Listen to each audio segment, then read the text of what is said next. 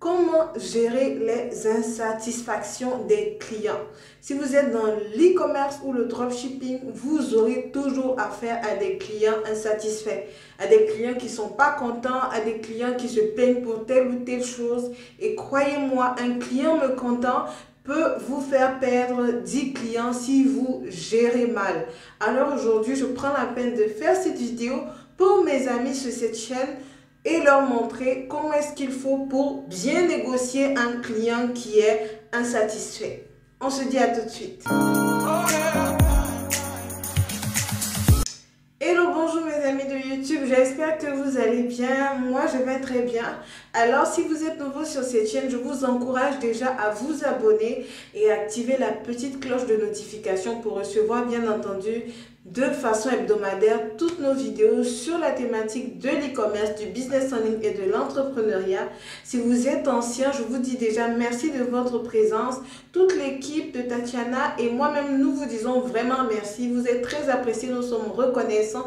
Nous vous encourageons davantage à partager le contenu qu'on vous propose sur cette chaîne, à nous faire des suggestions, à nous dire ce que vous en pensez et tout, et à nous faire part aussi des sujets que vous aimeriez que j'aborde dans certaines vidéos. Comment gérer les clients insatisfaits?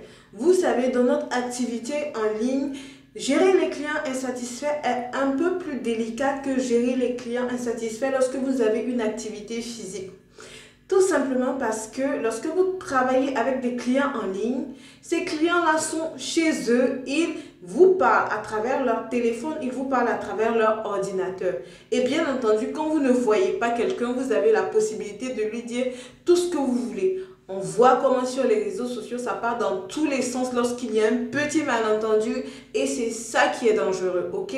Lorsque vous avez un client qui n'est pas content, vous devez pouvoir bien le négocier, bien communiquer avec lui de sorte à ce que ça ne parte pas plus loin, ok? Que ce soit un bad buzz ou le client n'est pas satisfait de telle ou telle chose, vous devez réussir à calmer ce client, raison pour laquelle je vais vous donner ces clés-là que moi j'utilise personnellement pour gérer mes clients insatisfaits. Lorsque vous êtes en dropshipping, par exemple dans le cadre où la personne vous donne son argent et il attend de recevoir sa marchandise.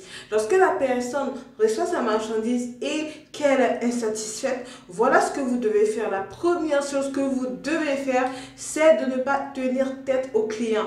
Je vois plusieurs personnes qui font ça quand il y a un client satisfait, qui se disent qu'ils tiennent tête au client, qui disent que ah oui, mais c'est pas de ma faute et tout et tout et tout. Non, le client n'est pas satisfait. Votre devoir, ce n'est pas de vous expliquer, c'est la première chose, c'est de vous excuser. Déjà, avant même d'entamer quelconque discussion avec le client, excusez-vous, excusez-vous poliment. La personne vous a donné son argent, elle vous a fait confiance et lorsqu'elle reçoit sa marchandise et qu'elle n'est pas satisfaite, vous, la première chose que vous devez faire, c'est vous excuser. Ensuite, lorsque vous vous excusez, vous devez vous atteler de proposer compensation au client. Il faut que vous proposez compensation au client. C'est très important. Pourquoi? Eh bien parce que vous avez mis des efforts pour démarcher ce client-là. Le client a eu confiance, il a acheté chez vous, ok? Si le client n'a pas été satisfait, vous devez automatiquement rattraper, sinon vous perdez ce client. Un client dessus, pour revenir, c'est très difficile. Donc, proposez-lui compensation. Soit, si vous avez la possibilité, vous pouvez carrément rembourser l'article qu'il a commandé. Ou si vous n'avez pas cette possibilité-là, lui proposer un cadeau, lui proposer une réduction sur sa prochaine commande, lui proposer quelque chose qui va faire baisser sa colère ou qui va, bien entendu, lui faire reconsidérer les choses quant à son insatisfaction. Mais évitez de tenir tête au client et de justifier. Je vois des gens, surtout en ligne, des justifications bidons du genre... Excusez-moi du terme, je n'ai jamais eu ce problème avec d'autres clients. Non, les clients sont différents. Si un client te dit, moi, je ne suis pas satisfait de ton produit, eh bien, tu t'excuses et tu t'améliores, ok? C'est le client qui te donne son argent. Donc, lorsque tu es dans cette logique-là, tu te dis que tout désaccord que tu peux avoir avec un client peut être géré. Vous savez, dans le dropshipping, lorsque vous faites le dropshipping comme nous le faisons, ok, en vendant en gros, même si vous vendez en détail, vous payez le fournisseur vous envoie la marchandise. Vous ne maîtrisez pas tout le circuit d'approvisionnement, ok? La vérité, c'est cela. C'est que quelle que soit la précaution que vous allez prendre pour choisir le fournisseur, il se peut que le fournisseur fasse des erreurs. Ce sont des êtres humains, ok? Dans ce cas, vous avez la responsabilité, bien entendu, de corriger ces erreurs, les erreurs du fournisseur chez vos clients. Puisque vous vous mettez entre le fournisseur et le client, vous devez corriger ces erreurs-là. Comme je l'ai mentionné, vous vous excusez, vous faites des compensations, vous remboursez l'article au besoin. Si le client veut remboursement, vous lui remboursez l'article parce que vous n'avez pas envie que le client vous fasse mauvaise presse. Ce ne serait vraiment pas profitable pour vous. Donc, vous lui remboursez l'article et vous vous assurez que le client s'est calmé, que le client est d'accord, que vous avez trouvé un terrain d'entente. Il y a un deuxième niveau d'insatisfaction du client qui est le fait que le client ne va pas venir en privé, par exemple sur votre page Facebook ou Instagram ou je sais pas, WhatsApp, venir vous en privé vous dire ah madame, monsieur, je ne suis pas satisfait par rapport à telle ou telle commande et tout, et vous allez pouvoir le gérer en privé. Il y a un autre cas où les clients vont en public vous exposer, dire qu'ils ne sont pas contents, etc. Par exemple, sur votre page, un client mécontent peut venir mettre marchandises, articles de mauvaise qualité, etc. Arnaque, etc. En tout cas, un client mécontent, il peut dire n'importe quoi, ok? Donc, à ce niveau-là, ça vous surprend. Qu'est-ce que vous devez faire? Parce qu'il y a deux possibilités. Il y a la possibilité où vous allez vite voir le commentaire et que vous allez supprimer, ok? Ça, c'est la réaction curative, voilà. Vous allez guérir quoi, ok? Vous n'avez pas pu prévenir ça, vous allez essayer de guérir. Donc, si vous voyez vite le commentaire et ce qui serait vraiment bien pour vous, vous supprimez rapidement le commentaire pour ne pas que d'autres prospects viennent voir, d'autres potentiels clients viennent voir et que ça entache votre image. Ce serait vraiment dommage. Même d'autres clients, ok, qui pourraient se méfier à la vue de ces commentaires-là. Donc, ça, c'est la mesure curative, c'est de carrément supprimer le commentaire négatif sur vos plateformes. La mesure préventive que je conseille ici, c'est de faire de la modération sur votre page Facebook. Ok? Sur votre page Facebook, vous avez la possibilité de filtrer certains mots, filtrer les mots haineux, les mots que certains clients insatisfaits peuvent mettre sur votre page. Vous avez la possibilité de les filtrer de sorte à ce que Facebook bloque automatiquement lorsqu'il y a un mot, par exemple, arnaque, médiocre, je ne sais pas, tous les mots que vous pouvez imaginer qu'un client mécontent peut dire, vous pouvez les bloquer, ok? Ça se fait dans les paramètres de page Facebook. Lorsque vous allez dans les paramètres, vous allez dans modération, vous pouvez voir qu'il y a un filtre à un jour et vous pouvez faire la modération et définir, ok, le filtre au niveau le plus élevé, il y a faible, moyen, fort, etc. Donc, vous pouvez faire ça de façon préventive. Ça, c'est ce que vraiment les professionnels font sur leur page. Parce que les clients mécontents, ça arrive tout le temps. Ça arrive tout le temps, ok? Que ce soit en e-commerce ou en dropshipping, quelqu'un peut ne pas être content, il va venir, il va mettre sur votre page. Ce sont des menteurs, cette page, ce sont des menteurs, etc. Et vous, ça va vous causer un grand préjudice. Donc, assurez-vous de faire cette modération, de gérer ce paramètre-là sur votre page pour prévenir ces éventuels désagréments avec les clients. Et lorsqu'un client arrive jusqu'à faire ça, vous supprimez le commentaire et vous le rejoignez directement inbox pour aussi vous excuser et pour lui demander, pour négocier avec lui si la personne ne peut pas dire que après avoir réglé le problème, bien entendu, venir dire que ah oui, il a reçu satisfaction, etc. Parce que sur la place publique, la personne peut aller sur son profil Facebook et dire voilà, telle entreprise, etc. Ils ont fait ça. Ou dans des groupes dans des groupes de vente, etc., pointez le doigt sur votre entreprise. Et ça ne sera pas bien pour vous. Lorsqu'il y a un litige pareil, ne restez pas en silence. Il y a des entreprises qui préfèrent garder le silence. Non, quand vous arrivez au niveau du bad buzz et vous avez un client vraiment insatisfait, ne vous dites pas c'est des choses d'internet, c'est un client parmi tant d'autres. Non, sortez de votre silence, affrontez le client, communiquez déjà avec lui, entendez-vous avec lui et donnez un droit de réponse. Dites, voilà ce qui s'est passé, voilà ce qui s'est passé. Nous présentons nos excuses au client, nous présentons nos excuses et nous assurons que cela ne va plus se reproduire dans le futur. Voilà ce que nous offrons aux clients pour satisfaction. Une réponse professionnelle, ok? Ne restez pas dans...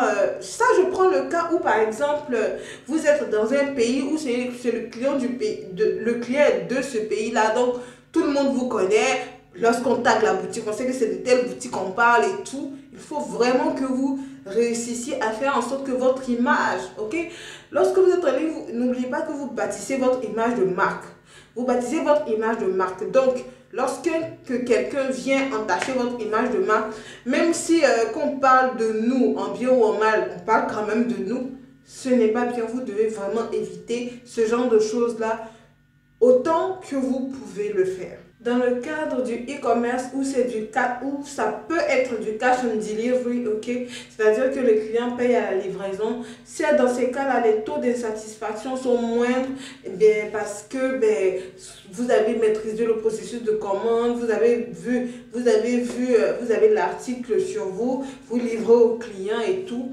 Et puis, le client, il a la possibilité de vérifier sa marchandise avant de donner l'argent à la personne au livreur, la personne qui fait la course. Donc, à ce niveau-là, le taux d'insatisfaction est bas. Mais après utilisation de l'article, le client peut avoir une remarque désobligeante, par exemple, voir que l'article est défaillant, etc. Dans ces cas-là, soit échanger l'article, faciliter vraiment les retours avec vos clients, ça va augmenter votre niveau de confiance et tout. Si les clients sont satisfaits, un client satisfait peut vous ramener 10 clients, comme un client insatisfait peut vous en perdre 10, les amis. Donc, j'ai décidé vraiment d'insister sur cette affaire de clientèle-là. Ça, c'est pas des vidéos où les gens se bousculent pour voir, mais c'est les nœuds, c'est ces petits nœuds-là qui font la réussite d'un business. Ce sont ces petits nœuds-là qui font qu'une entreprise excelle par rapport à une autre. Ce sont ces petites choses-là qui font que lorsque quelqu'un achète chez une boutique, il est fidèle sur un site, il est fidèle contrairement à un autre site, contrairement à un autre, tout simplement parce que les gens aiment bien, oui, comment gagner 10 000, 100 000, 1 million, 10 millions et tout, mais comment conserver ces 10 millions-là, tout ça, les gens ne veulent pas apprendre et c'est bien dommage. Faites vraiment attention à votre clientèle, aux satisfactions de votre clientèle. Comportez-vous comme une grande entreprise. Je dis toujours à mes élèves souvent, je dis comporte-toi avec tes clients comme si tu étais Apple qui gérait une insatisfaction client. C'est-à-dire que fais vraiment attention à ton image de marque, fais vraiment attention et montre au client que ça te tient à cœur qu'il soit satisfait. En même temps, j'ai envie de faire une pause, une petite parenthèse pour dire qu'il y a des clients qui peuvent abuser de ça et vous mettre les bâtons dans les roues. Dans ce cas-là, vous pouvez carrément rompre le partenariat avec le client parce que bien entendu, il y a des clients qui ne sont jamais contents, quel que soit ce que vous faites de bien. Et donc, ce genre de client-là, lorsque la collaboration devient stressante, vous arrêtez gentiment de travailler avec ce client. Mais dans la majorité des cas, lorsqu'un client n'est pas satisfait, il a une bonne raison de ne pas être satisfait et vous devez absolument veiller à ce qu'il soit content de ses articles, content de sa commande, content de l'expérience client qu'il fait avec vous, même si c'est en ligne, la façon de lui adresser la parole. Lorsque même vous répondez au client, ça ne coûte rien de mettre un petit émoticône sourire pour que la personne sache que c'est avec sympathie que vous répondez. Ça ne coûte rien en fait. Il faut que la personne sache que c'est une vraie personne qui est derrière, une vraie personne qui a envie de lui parler, ok? Parce que lorsque vous êtes, il y a des pages, par exemple, il y a des sites, quand vous contactez leur service après-vente et tout, c'est oui, non, lorsque vous faites, par exemple, même si vous utilisez les chatbots, lorsque vous utilisez les chatbots pour communiquer avec le client, vous, après, en tant que personne, prenez la peine de parler, de répondre à ce client-là. C'est très important. Ça met une certaine chaleur, ok? Même si c'est pas comme lorsqu'on va en boutique, on a la possibilité de sourire avec le vendeur, la vendeuse, on a la possibilité d'échanger, de lui demander son goût par rapport aux articles qu'on choisit, etc. En ligne, ça peut être pareil si vous vraiment vous montrez au client qu'il est le bienvenu dans votre univers virtuel. Alors les amis, appliquez tous ces conseils et vous verrez si vos ventes n'augmentent pas, si vos relations avec vos clients n'augmentent pas et si ces personnes-là ne vous recommandent pas chez d'autres prospects. Donc les amis de YouTube, voilà ce que j'avais à partager avec vous aujourd'hui sur cette vidéo. J'espère que cette vidéo vous a plu. On se dit à la prochaine vidéo. Ciao!